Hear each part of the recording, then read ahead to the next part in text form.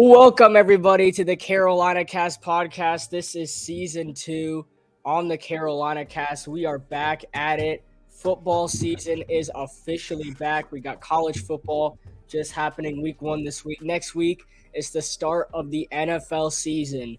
So let's go ahead and get straight into this. I'm Chris Verma alongside Ryan Schlesinger. And if you haven't already, go ahead and hit the subscribe button on YouTube. We are on the road to 2,000 subscribers. If you want to follow us on Instagram or TikTok, we are at CarolinaCast Sports, just like it is down below. And if you want to follow us on X, also known as Twitter, we are CarolinaCast_15. So, Ryan, you were there for the Duke's Mayo Classic on Saturday night, where North Carolina took down the Gamecocks 38-17. We had Sam Durham and Samuel Levine on the call for that one. If you haven't seen it, go ahead and go back to our recent live streams and go check it out. It was a very interesting game, and being a big game, obviously, in Charlotte with the two Carolinas teams. But, Ryan, I want to go to ask you, what did you see some sparks out of that game? Because, I mean, I got to see bits and pieces of it, but I know that Drake May performed as we expected him to. And we did not see a lot out of Spencer Rattler in that game. I mean, the first half was solid for him, but the North Carolina defense was really good last Saturday. So tell us how you felt about that game. Yeah, I think you said it right. And Spencer Rattler was not very good. At least for the first half, he was solid. He was hanging in there. And then the second half, Drake May just continued to excel. And it was the Carolina defense, or the North Carolina defense, I should be more specific because it's North versus South. But the North Carolina defense really locked in during the second half. And they were able to really shut down South Carolina, because you thought this could be like a really, really close game. And then North Carolina just pulled away at the end. And I just thought the North Carolina offense was really clicking in that game. And just something went wrong for South Carolina in the second half. And I still think they're a talented team, but maybe not as good as I expected them to be. And I don't know if they'll be a ranked team anytime soon. I mean, Rattler was pretty solid. He only had 9 incompletions on Saturday night, 353 passing yards, did not throw a passing touchdown. The running back Joyner had a very disappointing game. He did get in the end zone once, but only 23 rushing yards on 12 attempts. Their wide receiver, South Carolina receiver Xavier Legette had an incredible game, 9 receptions for 178 yards. I'm surprised how he didn't get in the end zone. But then Drake May's performance was pretty solid, only 8 incompletions, 269 passing yards, 2 passing touchdowns, and 2 interceptions. So obviously there's improvement. He needs to take care of the football a lot more. And they had 103 rushing yards from Brooks on the ground. Paysor had a receiving touchdown for the Tar Heels as well. So with that being said, Ryan, and I know it's only week 1, but you're looking at all the Carolinas teams. Like, for example, East Carolina got blown out in Ann Arbor by the Wolverines, which was expected. And for some of the other Carolina games, like NC State underperformed against UConn. Do you think that the Tar Heels do run the Carolinas on the football field? I think they do, but I definitely think if there's any team to give them a run for their money, it's going to be Clemson. They're ranked 9th in the nation right now, and they will get a somewhat of a test against Duke, but not really, not like a true cupcake game. But I don't really think Duke is going to be too good this year. So on ESPN. Tonight we will have Clemson versus Duke to round out week 1. It'll be fun, but I definitely think that a Clemson versus North Carolina matchup towards the end of the season, if we could get that. I don't know if it's on their schedule. I'm checking Clemson's schedule right now. So Clemson is scheduled to play North Carolina at the end of the season. And then their last official game before bowl games and stuff and maybe college football playoff will be against South Carolina. So we'll get to see Clemson play both of the North and South Carolinas, and they'll also play Wake Forest. So we got some really good Carolina football matchups, and we got one tonight in Clemson versus Duke. Well, I will say this. I do not think that Clemson should take Duke very lightly. I think Duke is still a, bowl contending team. I mean, Riley Leonard had a very solid campaign last year for the Blue Devils, and I think there's only going to be improvement on the offense this year. But Clemson quarterback situation has been very interesting. Obviously, DJ Uiagalelei has gone from the transfer portal, and now I believe Cade Klubnik is the starting quarterback for the Tigers this year.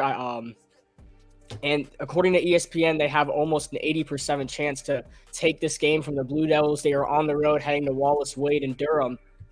But you know what? I will say it, though. I think Duke will give them a little competition tonight. Do I think the Blue Devils win this game? No, I don't. But I think Duke is going to prove. I think that Duke's defense is going to be pretty solid on this brand new Clemson offense, kind of like how we saw Ohio State, Indiana.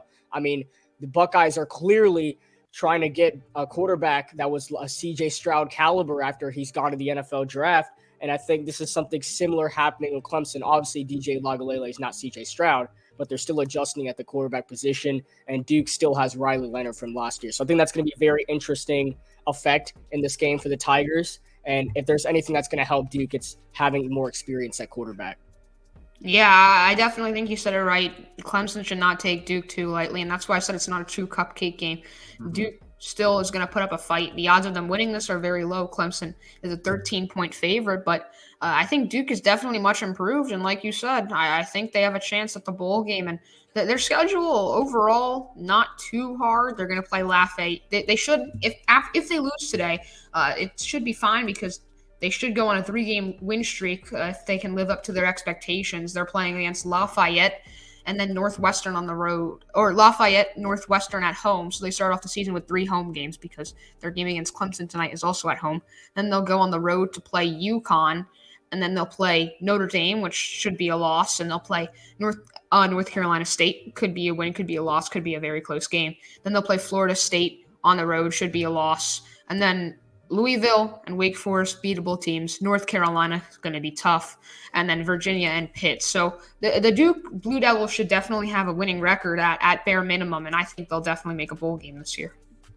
Expecting some very solid stats from the Duke Blue Devils, but there were some things that blew us out of the water this week from college football.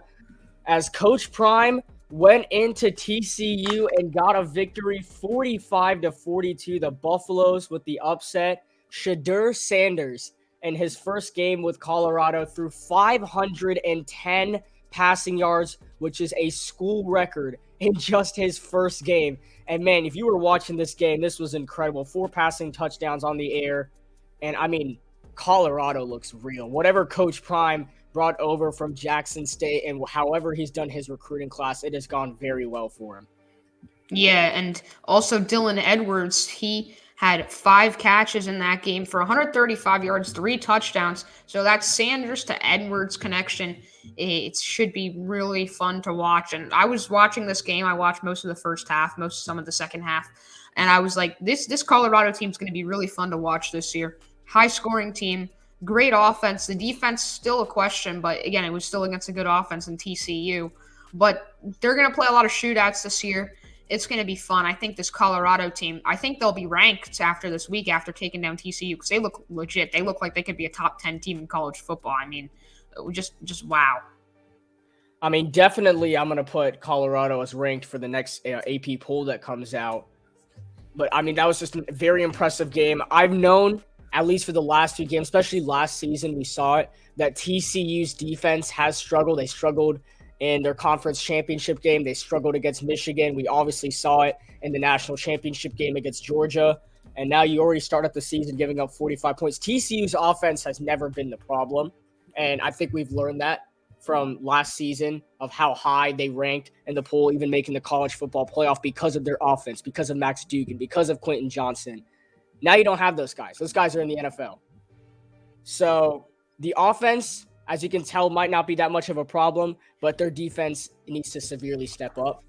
And if it's going to play like this, then I don't think we're going to see TCU anywhere near the rankings this year. Yeah, I think Chandler Morris looked okay for Mhm. TCU, but he did throw two interceptions. And if you compare the quarterback rating from Chandler Morris, 59.6, and Shedeur Sanders had a 90.6 quarterback rating, and of course, 510 yards. He was averaging 10.9 yards per pass. So just really incredible stuff from this Colorado team, and four receivers from Colorado with over 100 yards. That is something that you do not see often. It was unbelievable.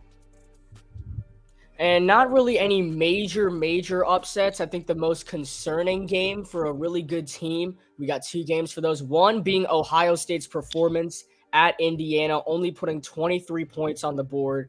And obviously, we're looking at big things from the Buckeyes, especially from the receiving core. I mean, Marvin Harrison is looking to be maybe a top 3 pick in the draft. I mean, everyone's talking about Marvin Harrison and the guy that he is.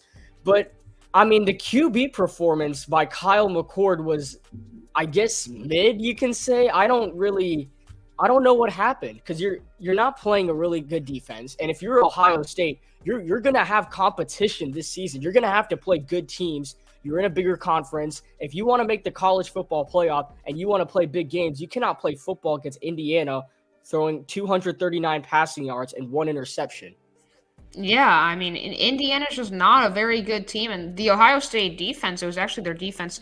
They locked them down, but Indiana's definitely one of the weaker Power Five teams, probably top five worst, possibly. But yeah, I mean, Ohio State should have scored more on them.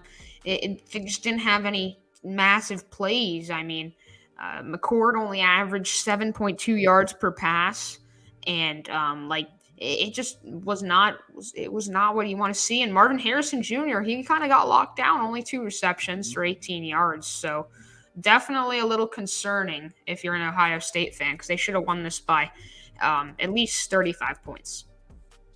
And if you go and check out the Buckeye schedule, at least you can say the next two games are a little free. They host Youngstown State and host Western Kentucky. But after that, they head on the road to play the Fighting Irish, the number 13 team in the country, Notre Dame.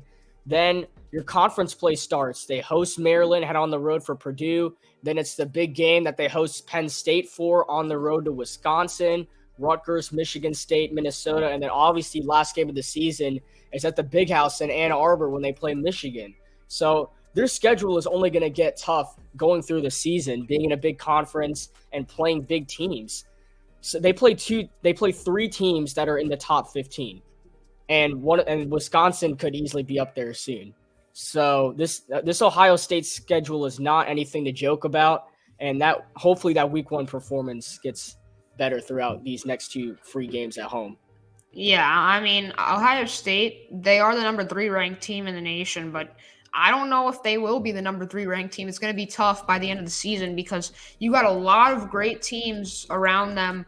Notre Dame, Penn State, Wisconsin, Michigan. Those are all teams that they play, and all 4 of those teams that I just named could be better than them. And then you also have some of the SAC threats too, that could sneak up on them. And with Colorado in the mix as well now as one of the better teams in college football, unless this was just one game and this isn't legit, then it's going to be tough. But that's probably what every team's thinking because there's a lot of good college football teams this year.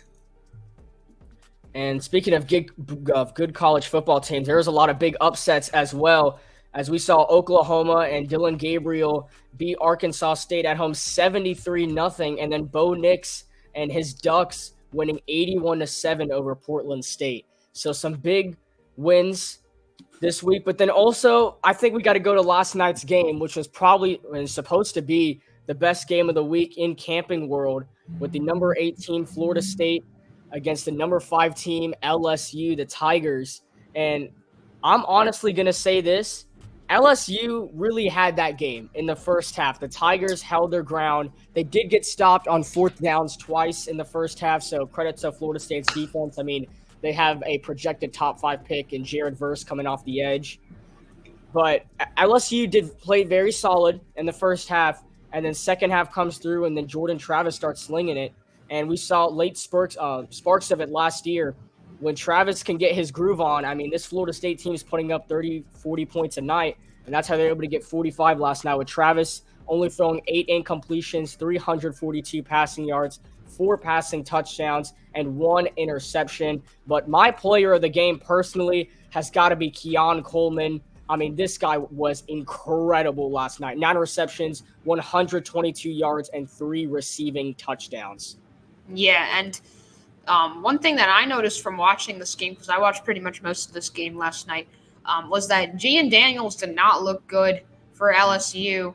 Threw just 1 interception, but overall, 15 incomplete passes, and you don't have to blame all of that on him. I think some of it was the offensive line, but it definitely looks concerning for LSU because the Florida State defense, similar to what the North Carolina defense did to South Carolina, they were just able to lock down LSU in the second half. And I mean, Florida State overall in this game looked like the better team, whether you like it or not. But I think Florida State, they could be a top 5 team in college football right now, and they might be in the new rankings. And something that I wanted to mention though is that will LSU still be in the top 10 because they're number 5 right now, but a 21-point loss definitely does not look good on their radar. So I don't know. I'm not sure if LSU will still be in the top 10. I mean, you never want to start the season, especially as a top 5 team in the preseason poll, 0-1 on your resume. That looks really bad. But I will give credit to LSU for having that first half lead. And just because of the margin of this victory from Florida State, I think they move up in the rankings very high. I don't think a lot changes in the top 5 or 6 other than LSU going down a little bit because, I mean, Alabama staying up there, USC staying up there, Michigan, Georgia, they're staying up there. Ohio State's likely staying up there. They still won the game by 20 points, and I know they could have won it by a lot more, but there's no way the committee's just going to move Ohio State all the way down. They're a big school, and they deserve to definitely be ranked as high as they are. But I agree. My buddy, our buddy Marcus was talking to me about this, and I completely agree with him. LSU is the most overrated college football team, and Florida State is the most underrated college football team. And that's why I've said in multiple of my takes that I think Jordan Travis can win the Heisman this year. And this is also why I think LSU is not going to be ranked in the top 10 nearing the end of the year. They might not even be ranked top 15. Yeah. Well, one thing you just said was that Ohio State, they're not going to move them out of where they are. I think Ohio State stays in the top 3 until they lose, just because, I mean, they still did win by 20 points, whether you like it or not, against a real FBS team. Still not, if it was against a team like Youngstown State or I don't know, whatever, like just any team that's like FCS, then yeah, a 20-point win does not look good. But it definitely doesn't look good for Ohio State, but there's no evidence of that you need to move them out of the top 3 until they actually lose. Mm-hmm. Completely agree. I mean, it's not like they're playing the Citadel or like anything. Yes, Citadel. That's what I was trying to think of. Citadel. Yeah. Yeah, but like Indiana is still some sort of competition, right? Yeah. So that it's not going to completely take them off the radar, but it's definitely interesting to look into for the rest of this season. So we're going to move on from college football for a little bit because next Sunday, well, pretty much this Thursday, is week 1 of the NFL season. So our week 1 matchup is the defending Super Bowl champions, Patrick Mahomes and the Kansas City Chiefs, are hosting Jared Goff and the Detroit Lions at Arrowhead Stadium. This game will be live on the CarolinaCast at 8:15 p.m. Eastern Time. Make sure you tune into this one. Week 1 season opener from Arrowhead, Mahomes and Goff. Remember the last time these two clashed with each other, one of the best football games when Jared Goff was back on the Rams, 54-51 game. Incredible offensive performance by both quarterbacks. So I'm excited to see the season opener. But Ryan, what are your thoughts on this brand new NFL season? Just anywhere around the league, anything that concerns you, anything that looks big for you? What do you think? I'm excited, but the thing I've been most paying attention to is the situation with the running backs in the NFL because it doesn't look good for the running backs. They're not getting paid, and rightfully so. I mean, you don't have to have a good running back to succeed. We've seen it with the Chiefs now. ever since they lost Kareem Hunt, who was a solid running back for them for a few years. Then he went to the Browns. But the Chiefs have still been the best team in the NFL without like a true running back. And this year they're going to be going with Jerick McKinnon over there at running back. So it's going to be interesting to see what will happen in Kansas City. Without a running back, I think they'll be fine. But just in general, all teams like you don't need to have a good running back. And we saw Josh Jacobs and Saquon struggle to get the money they wanted this offseason. And now there's stuff going on with Jonathan Taylor. So I don't know how it's going to be for running backs anymore. And I'm also paying attention to, if you stay on the running backs topic, we're going to have Dalvin Cook in New York with the Jets, and we're going to have Zeke Elliott in New England with the Patriots. I don't think the Patriots are going to be too good this year, but we'll see what Zeke Elliott could still do since he's getting older. I mean, certainly the running back situation around the NFL is very interesting. I think there are certain teams that'll be okay at running back, especially the Panthers, since Miles Sanders is on a 4-year, $25 million contract that he signed with Carolina this March. So I think he's good. I think running back Christian McCaffrey, who the Panthers traded to the Niners, is also locked up in a good contract. But you look at guys like Jonathan Taylor, who are like sitting out, requesting trades. And see, the thing about it is Jonathan Taylor is great talent. I mean, definitely one of the best running backs in the NFL right now. But the problem is nobody is willing to trade for him because of his value. People are only thinking Taylor's going to be good for another 2-3 years and then will be washed just from the pattern we have seen from these recent running backs. So, I mean, definitely like Le'Veon Bell sitting out for the Steelers, that definitely has ruined the market a lot just because, Steelers lose out on Le'Veon Bell, then in comes James Conner. He's perfect. Then they can get Najee Harris a few years later. He's perfect. I mean, it's like running backs you can just throw away and you can get a brand new one. And it's unfortunate for the guys that definitely have like some type of generational talent.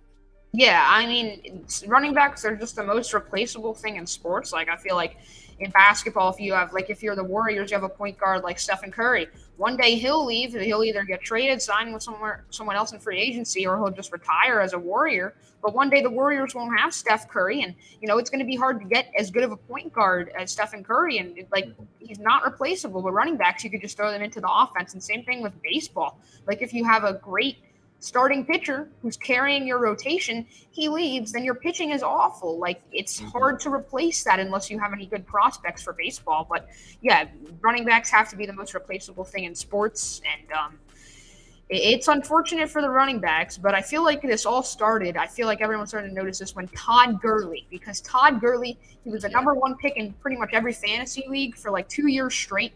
He had 3 great years with the Rams.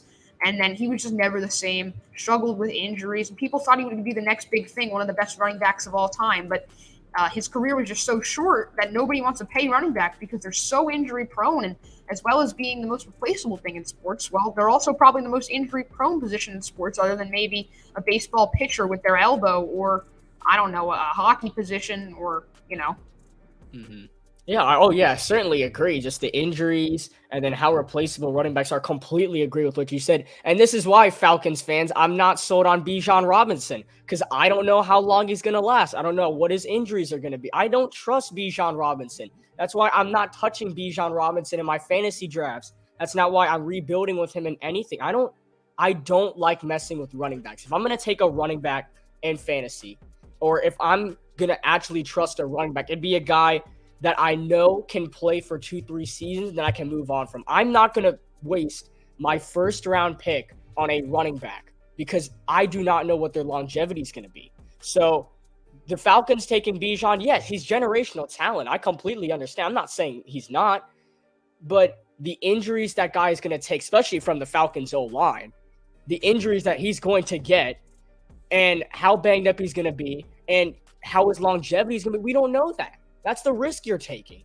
And this is I just disagree taking running back so high, which now I know this is super ironic coming from a Panthers fan who took McCaffrey a few years later. But then we traded him, right? Now he's gone. And he'll be good for a few more years, and I don't think we'll see a lot more from Christian McCaffrey.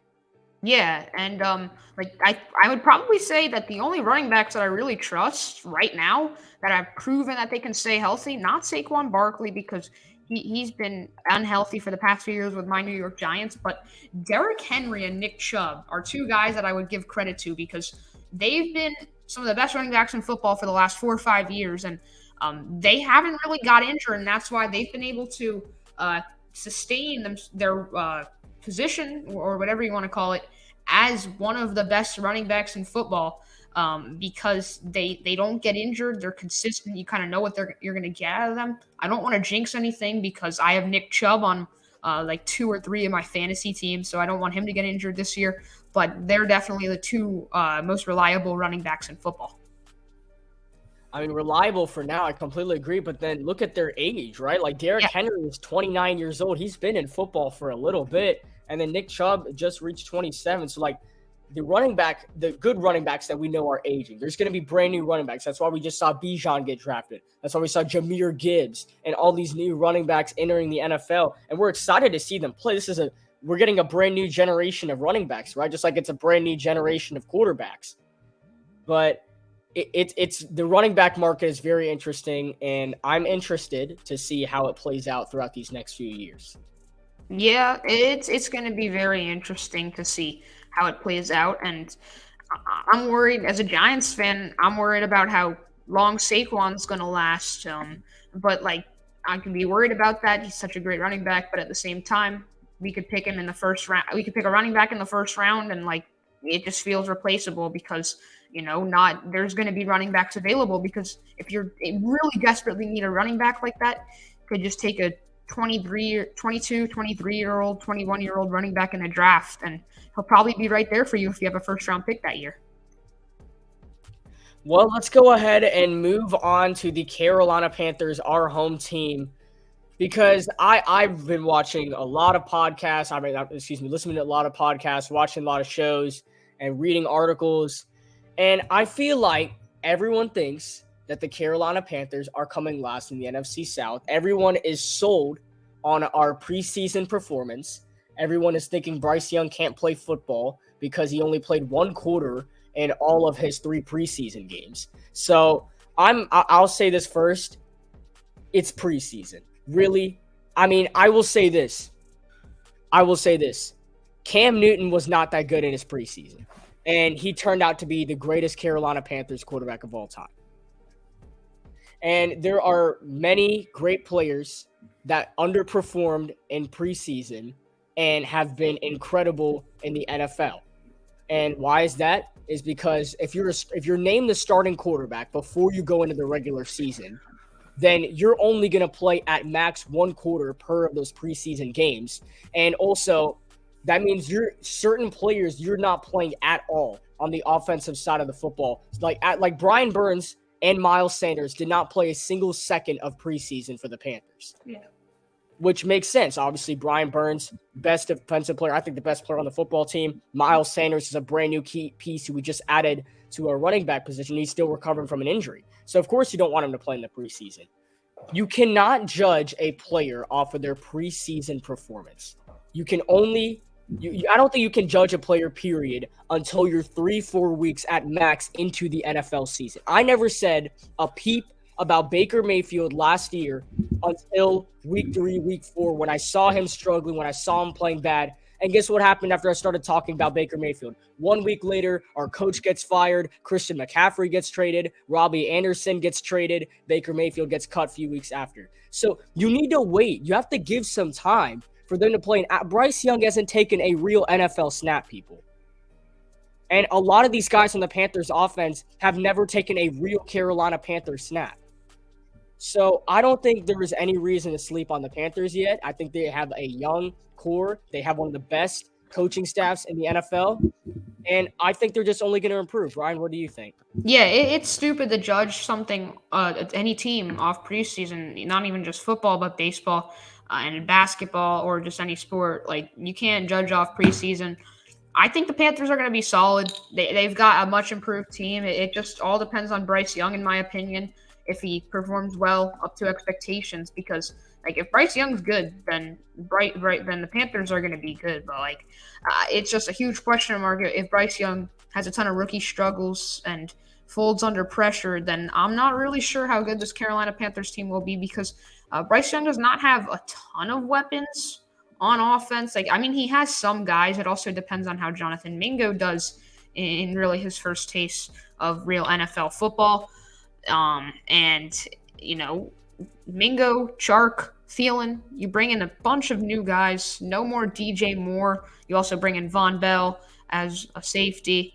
And then we're going to get Brian Burns back.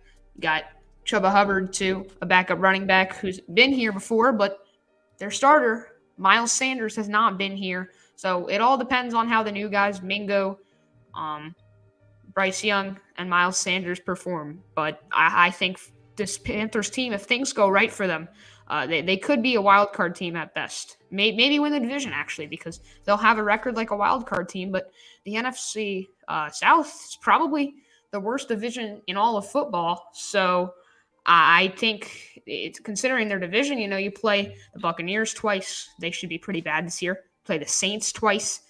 They should also be pretty bad this year. Maybe it's decent. We don't really know. It just hasn't been the same for New Orleans since Drew Brees left. And then you play the Falcons this year, who I think they're one of the worst teams in football, but maybe Bijan could really carry them, even though he has a terrible O-line, and their defense could step up. They could be solid, but the Panthers, you could make a case for them being the worst team in this division or the best team, because this division, it's so even with below average teams, I would say. There's a bunch of below average teams. I think everyone's, right around each other's skill level in this NFC South. Yeah, I can also agree with that. Having 4 below average teams in the same division doesn't make anything easier. I think there's a possibility Bryce Young is the best quarterback in the division. There's a possibility he's not, just because, Saints quarterback 1 is Derek Carr, which obviously this was a few years back. You definitely say Derek Carr is the best in the division, maybe even MVP caliber, but that's not who Derek Carr is anymore. Baker Mayfield has mightily struggled, and I think this is his last chance in the NFL with the Tampa Bay Buccaneers. And then look at the Falcons. They're also going to a brand new starter in Desmond Ridder, who got drafted last year in the 3rd round, was sitting behind Marcus Mariota, and now he's going to get his time to shine. And then obviously Carolina taking Bryce Young. They had Mayfield last year, it didn't work out. And now traded up, got Bryce Young, and that's the quarterback situation in the NFC South. Just anything is going to rely on the first few weeks in the season. And I want to say this. I'm not trying to look soft right here. For the last month and a half and 2 months, I have been very, very confident about next Sunday when the Panthers take on the Falcons, talking about Carolina's going to destroy this, that. But I will say this. Carolina wins this game. I'm not going to boast about it too much, because I cannot say if Bijan struggles in week 1 against our defense, I'm not going to say Bijan sucks. If Bryce Young struggles, I hope the Falcons say the same, because this is week 1. This is Bijan's first ever NFL game. This is Bryce Young's first ever NFL game. It's going to take a few weeks. I'm not going to start judging anyone until about the trade deadline. And that's what I do every single season, because you can't be wrong if you start talking about these guys by the trade deadline and saying, okay, this is really what's wrong with him. There's going to be ups and downs. There has never been a perfect rookie in NFL history. There's never been a rookie that's gone 17-0 as a quarterback and has won the Super Bowl or has 60 passing touchdowns, 6,000 passing. Never. That's never happened before. And I'm not saying it never will, but it's never happened before. So we need to give these rookies time to improve, and so they can get better during the regular season. Yeah, and a lot of people are going to have their eyes on this game, I think, even though it's 2 below average teams, at least from what people think. Probably 2 teams that are not going to be some of the better teams in football this season.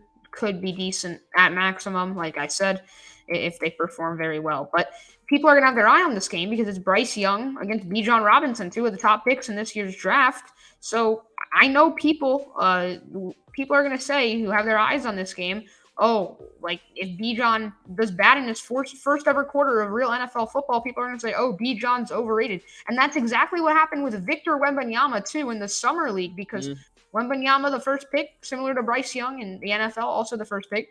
And I know that's also saying like Bryce Young sucks because he's not good in preseason. Same thing with Wembanyama. I'm not quitting on Wembanyama yet. I still think he can be a solid player, because everyone was just judging on Summer League, and Summer League doesn't matter. We don't know how hard Victor Wembanyama was playing because he is injury prone. He might not want to go full try hard and play like it was a real NBA regular season game in the Summer League, because he doesn't want to get injured like how Chet Holmgren did in not even a real game and never played in his rookie season.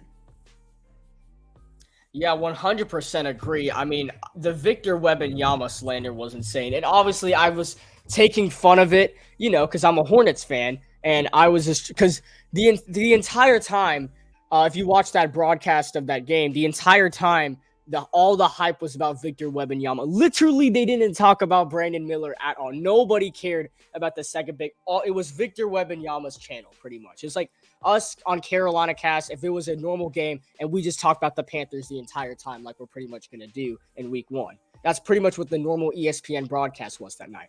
So obviously, I took part in all the memes for the Charlotte Hornets when we did lock down Victor in that game. But yeah, I 100% agree with you. Why would Victor put all of his efforts into a summer league game? Obviously, he's going to play, but that doesn't mean he's going out there like it's time to go win a championship type mentality. He's going out there like, okay, let me let the world see who I am as a basketball player. They can see some flashes from me. Like I saw some good passes from Victor. I saw some smart plays. Some of those plays he wasn't able to finish, but it's just a welcome to the NBA type of moment. It's not let's go win a championship right now moment. That will start next month in October when the regular season begins.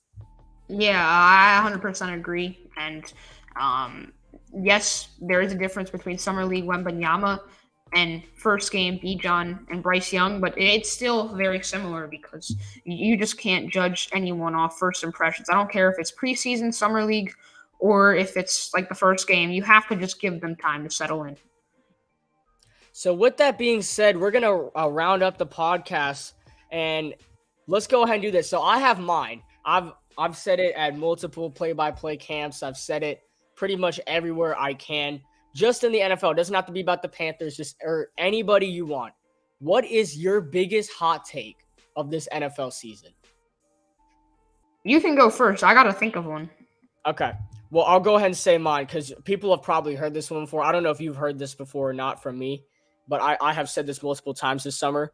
Listen, everybody. I know there's some guys that are injured that got injured during training camp, but he'll be back pretty soon.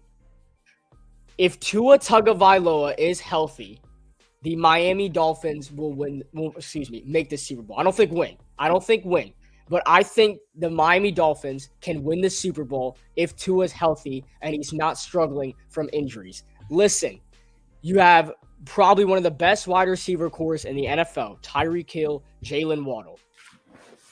Defensive line, Christian Wilkins, Bradley Chubb. I mean, you're good there. Corners, Xavier Howard, Jalen Ramsey. I know he's going to be injured for a little bit, but when he's back, we know who Jalen Ramsey is. And I don't want to hear last year that, he's the worst cornerback, most overrated. He was still a top 5 cornerback last year, guys. There were some plays that we haven't seen Jalen Ramsey give up ever in the NFL. He's still one of the best cornerbacks in the NFL. And just because there were a few plays, and Jalen Ramsey gets so much hate just for how much he talks. But I like guys like that. Like, I'm not saying I'm the biggest Dylan Brooks fan in the world, but I respect him for talking. Instead of being shy and owning up for being wrong, he's going to keep talking because that's his mentality, and I respect it. And I respect the person Jalen Ramsey is in his trash talks and in his interviews and how he goes out on the football field and plays.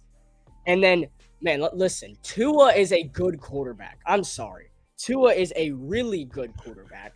I think he's got great talent. And yes, he has had some severe injuries in his NFL and collegiate career. That hip injury at Alabama was awful.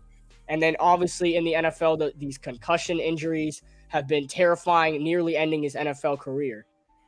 And it's not just the fact that Tua could do all this. It's also the comeback story fact of it, right? And I'll tell you all this. This would not be scripted if Tua comes back and he plays great, because it should just be the expectation with the roster he has around him. Yeah, and my hot take, I like your Dolphins hot take, but my hot take is that the Los Angeles Chargers are going to be possibly at best an AFC championship team. I think that this is a year for the Chargers. 2 years ago, if you could recall, they lost the Raiders last second finish in the final game of the NFL season on Monday Night Football. And then last year, they got stunned by the Jaguars in the playoffs.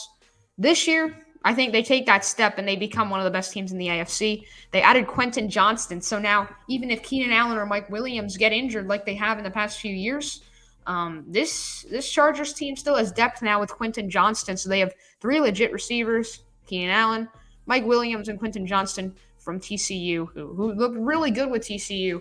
And with Max Duggan, he was the main reason why TCU was so good last year. And then they also, Justin Herbert is looking to have his best season yet of his NFL career, and they added some defensive depth too.